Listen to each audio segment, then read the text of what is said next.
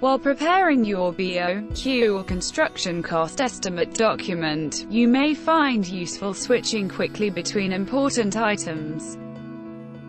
Then back to the item you were working on previously. But in a BoQ, with so many different items, this kind of working method can become very difficult. PriMus simplifies this, using BookMark function. Before moving into the BoQ or estimate, from the local menu or with the combination Shift+Ctrl plus a number from 0 to 9, you can quickly insert a bookmark in order to return to the same item along the data entry process. This means you can move to another part of the document, continue to work on the document, and perhaps even enter a bookmark here too.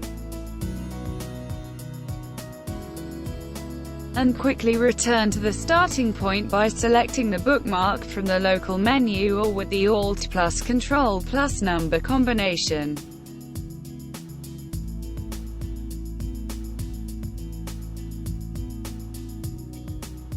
Remove the bookmark by deselecting it or repeating the same key combination.